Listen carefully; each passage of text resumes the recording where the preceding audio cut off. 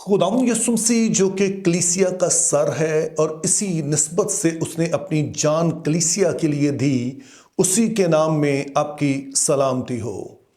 पिछले कुछ अरसे से एक अफसोसनाक रुझान देखने में आ रहा है, यानी कि जो पाकिस्तानी मसीही जोड़े हैं उनमें अलैदगी की खबरें आती हैं।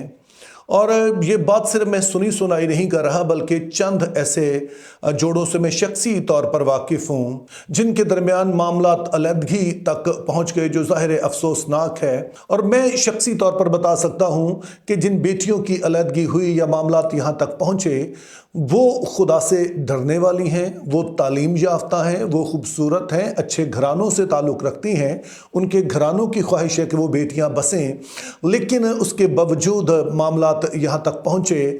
तो आज की वीडियो में मैं इसी मौजू पर बात करना चाहता हूँ। और मैं यहाँ पर ये नहीं कह रहा कि सिर्फ लड़कों का कसूर होता है, इस वजह से ये सारे मामलात होते हैं, लेकिन इस वीडियो को बनाने की दो वजूहात हैं। पहले नंबर पर तो इसलिए कि आम तौर पर हम अपनी बेटियों की तरबियत करते हैं। आम घरानों में देखा गया है कि माँ बाप की ये ख्वाहिश होती है कि उनकी अच्छी परवरिश की जाए, उन्हें घराने की ऊंच नीच बताई जाए, तो आम तौर पर बेटियों की तरबियत की जाती है। मैं सभी की बात नहीं कर रहा, लेकिन आम तौर पर की जाती है।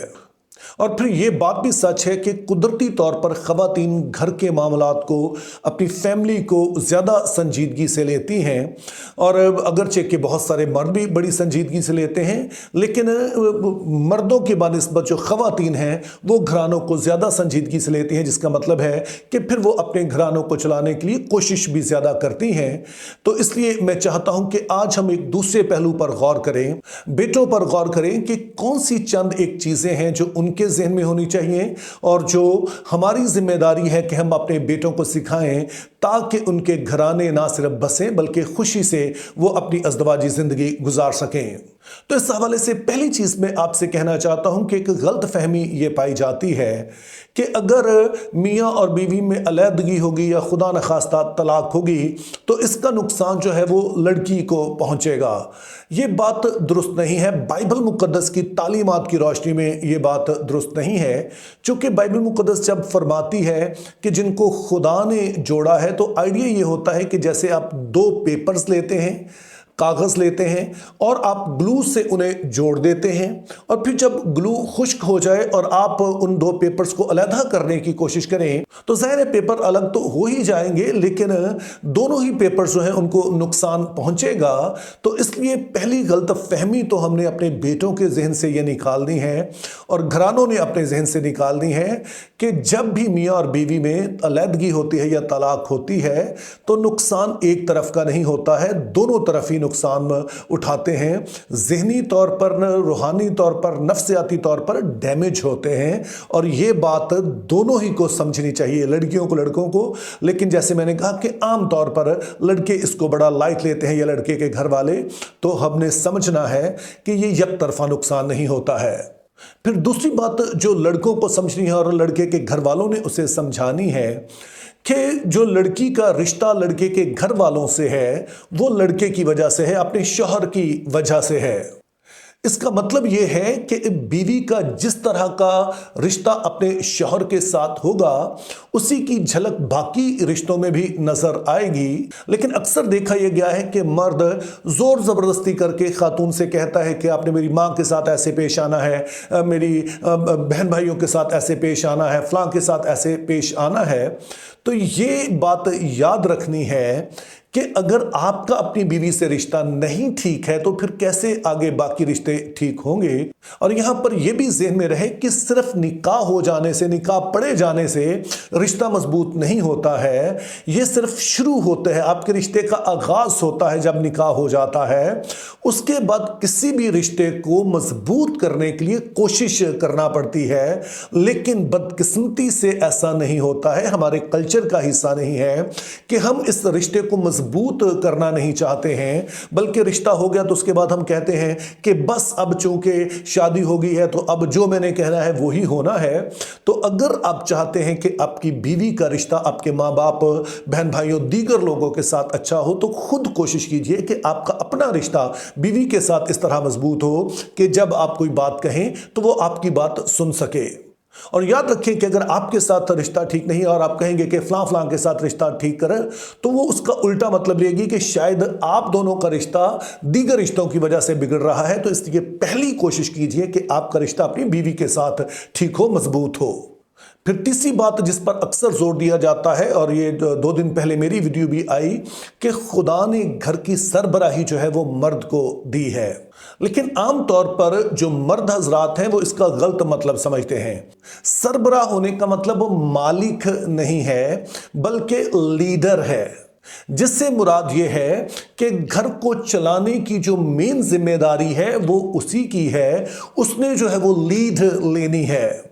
लेकिन देखने में यह आता है कि हमारे बेटों को आमतौर पर पता ही नहीं होता है कि घर चलाए कैसे जाते हैं। जैसे मैंने कहा कि बेटियों को तो फिर कुछ ना कुछ बता दिया जाता है, बेटों के बारे में तो यह मामला बिल्कुल ही बिगड़ा हुआ है। और कभी बात की नहीं जाती है कि अगर आपकी शादी होगी तो कौन सी आपकी जिम्मेदारियां होंगी। तो अब सोचिए कि जिस शख्स को यह पता ही नहीं होगा कि घर चलाने का मतलब क्या है, उसने रहनुमाई क्या करनी है। तो इसलिए जब आप कहते हैं कि आप घर के सरबराह हैं, तो इसका मतलब है आपको खुद पता होना चाहिए कि घर चलाना कैसे है, कौन से काम घर में होने चाहिए जो नहीं हो रहे हैं। और फिर इसका यह भी मतलब आपने समझना है कि आप चूंकि दरमियान में हैं, एक तरफ आपकी बीवी होगी, दूसरी तरफ शायद आपके घर वाले होंगे, तो आपने किस तरह से बैलेंस रखना है यह भी जिम्मेदारी में शामिल होता है। कि सिर्फ यकतरफा बात हम करते रहेंगे तो फिर नुकसान होगा, जो अब हो भी रहा है, जो अच्छा नहीं है। तो यहां मैं फिर से इस बात पर जोर दे रहा हूं कि मैं सिर्फ बेटों को इल्जाम नहीं दे रहा हूं, लेकिन चूंकि आम तौर पर बेटे ये बातें नहीं समझते हैं, तो इसलिए मैं ये बात कह रहा हूं। और फिर इसी बात का एक तीसरा पहलू भी है, और वो ये है कि बाइबल मुक़द्दस सिर्फ ये नहीं कहती है कि शौहर जो है उसे सरबराह समझा जाए, बल्कि फिर जो शौहर सरबराह है उससे कहती है कि उसने अपनी बीवी से मोहब्बत रखनी है। और बाइबल मुक़द्दस में मोहब्बत रखने से मतलब होता है अपने से ज्यादा किसी दूसरे की फिक्र करना। इसका मतलब यह है कि जो बीवी के कंसर्न्स है, जो बीवी की जरूरियात हैं, उनको भी हमने देखना है, जिससे मुराद सिर्फ उसकी जिस्मानी जरूरियात नहीं है, उसकी नफ्सियाती जरूरियात हैं, उसकी ज़हनी जरूरियात हैं, रूहानी जरूरियात हैं, मुख्तलिफ तरह की हैं। और जब हम ऐसा करेंगे कि मोहब्बत रखेंगे, अपने से ज्यादा उसकी फिक्र करेंगे, तो मेरा ईमान है फिर बीवी को भी कोई ऐसा प्रॉब्लम नहीं होगा कि वो भी आपकी बात सुने और आपको अपना सरबराह माने। और फिर चौथी बात जो कि तमाम मसीही मर्दों को, जो मसीही शौहर है, उन्हें मालूम होनी चाहिए, वो बाइबल मुक़द्दस की मशहूर आयत है कि मर्द अपने माँ बाप को छोड़ेगा और अपनी बीवी से मिला रहेगा। इसका ये हरगिज मतलब नहीं है कि शादी के बाद मर्द की जिम्मेदारियां अपनी माँ बाप के लिए ख़त्म हो जाती हैं, बल्कि बाइबल मुक़द्दस बड़ी वाज़ेह है कि माँ बाप की हमने इज़्ज़त करनी है, जिससे मुराद ये है कि उनकी ज़रूरियात का हमने ख्याल रखना है। इसका ये मतलब नहीं है कि बाकी लोगों से हमारा रिश्ता ख़त्म हो जाता है, वो रिश्ता रहता है और जो भी उसकी डिमांड्स हमने वो भी पूरी करनी है। लेकिन इस आयत में वाज़ेह तौर पर बताया गया कि जब शादी हो जाती है तो अब मियाँ बीवी अब एक ख़ानदान बन गए हैं, तो मियां बीवी दोनों की जो अव्वलीन जिम्मेदारी है वो एक दूसरे के लिए है। क्योंकि अगर माँ बाप हैं तो आमतौर पर उनके एक से ज़्यादा बच्चे होते हैं, तो उनकी जो जिम्मेदारियां हैं वो बढ़ सकती हैं। सारे बहन भाई मिलकर अपने माँ बाप की जिम्मेदारियां उठा सकते हैं, लेकिन मियाँ बीवी की जो एक दूसरे के लिए जिम्मेदारी है वो सिर्फ दोनों ही पूरी कर सकते हैं, कोई तीसरा शख्स उसे पूरी नहीं कर सकता है। तो इस सेंस में कहा गया है कि जो शौहर है वो इस बात को समझेगा कि अब उसकी मेन जिम्मेदारी जो है वो अपनी बीवी के लिए, और बीवी की भी ज़ाहिर मेन जिम्मेदारी अपने शौहर के लिए है। अब आप जितना मर्जी इसका इनकार करें, सच यही है कि हर किसी को जो न्यूक्लियर फैमिली होती है, यानी कि मियाँ बीवी और बच्चे, यही प्यारे होते हैं और अल्टीमेटली इन्हीं को हमने जो है वो अवलियत देना होती है।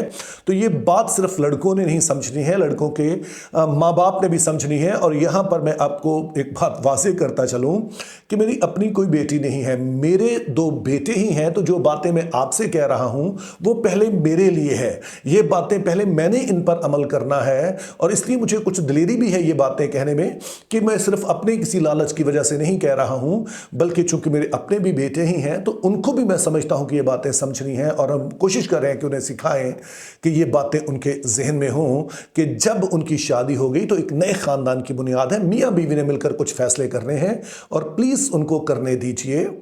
और फिर पांचवा असूल जो बाइबल मुकद्दस में बताती है कि खुदा ने जब ये कायनात बनाई तो जो मुहैया करने की जिम्मेदारी है वो शौहर को दी। और जैसे मैं दीगर वीडियोस में भी जिक्र करता हूं कि इसीलिए मर्द को जो है वो मजबूत बनाया गया है ताकि वो मेहनत मजदूरी कर सके, कोशिश कर सके, वो कमा कर ला सके। और बीवी की जिम्मेदारी जो है वो आमतौर पर घर के अंदर रखी गई है। लेकिन बहरहाल अब चूंकि ज़माना बदल गया है, अभी मियाँ बीवी दोनों को ज़रूरत होती है कि वो कमाएं। तो यहाँ पर शौहर ने ये बात याद रखनी है कि चूंकि कमा कर लाना बुनियादी तौर पर आपकी जिम्मेदारी है, लेकिन आपकी बीवी आपके साथ मिलकर इस जिम्मेदारी को उठा रही है, तो फिर बीवी की जो मेन जिम्मेदारी है घर के मामलात, तो अब शौहर होने के नाते आपका भी फर्ज है कि आप उन कामों में शरीक हो जो किसी ज़माने में सिर्फ ख़वातीन के समझे जाते थे। घर के जो मामलात थे तो उनमें ज़रूर वो हाथ बटाएं। और मैं अपनी बहनों और बेटियों से कह रहा हूं कि घर के जो मामलात हैं वो मेन आप ही की जिम्मेदारी है। तो आपके शौहर से उम्मीद ना रखें कि वो सारी की सारी ये जिम्मेदारियां उठाए, लेकिन बहरहाल शौहरों से मैं कह रहा हूं कि वो ज़रूर उन जिम्मेदारियों में शामिल हों। जैसे आपकी बीवी आपकी जो जिम्मेदारी थी उसे पूरा कर रही है, तो आपका फ़र्ज है कि जो उसकी मेन जिम्मेदारियां हैं उसमें आप कंट्रीब्यूट करें। लेकिन इसमें भी देखा गया है कि आमतौर पर जो लड़के की वालदा है या बहनें हैं वही बीच में आड़े आती हैं। यानी कि खुद तो वो ये सारा कुछ चाहेंगी कि हमारे लिए हमारा शौहर जो है ये सारा कुछ करे जिसका मैंने जिक्र किया, लेकिन अगर उनका बेटा या उनका भाई अपनी बीवी का कहीं हाथ बटाना शुरू कर दे तो आमतौर पर जो लड़के की माँ होती है या बहनें होती हैं उनको बड़ा ये बुरा लगता है। तो प्लीज़ आप ध्यानदारी से इन चीज़ों का जायज़ा लीजिए, क्योंकि अगर आप ये बातें नहीं समझेंगी तो आपके भाई आपके बेटे को नुकसान पहुंचेगा। चूंकि अलैदगी या घर में चिक जो है ये किसी के भी हक में नहीं है। जैसा कि आप सुनते भी हैं ईस्ट और west, home is the best. तो घर एक ऐसी जगह होनी चाहिए जहां पर आप इत्मीनान से सुकून से रह सकें। तो अगर किसी भी वजह से, चाहे लड़के का कसूर हो लड़की का कसूर हो, चिक होती रहेगी तो फिर वो जहनी सुकून नहीं होगा जिसका असर हमारे जॉब पर पड़ेगा, हमारी परफॉर्मेंस पर पड़ेगा, सारी चीज़ें डिस्टर्ब होंगी। तो घर खुदा ने एक ऐसी चीज़ रखा है कि जहां पर हमें इत्मीनान मिलना चाहिए, खुशी मिलनी चाहिए, लेकिन ये ऑटोमेटिक नहीं है। इसके लिए हमें चंद असूलों को अपनाना होगा। और मेरा ईमान है कि अगर आप इन असूलों को अपनाएंगे तो हमारे घराने बेहतर बन सकेंगे, मजबूत बन सकेंगे। और बेहतर घराने, मजबूत घराने एक मजबूत कौम की बुनियाद बनते हैं। Think biblically, live purposefully, have a very good day.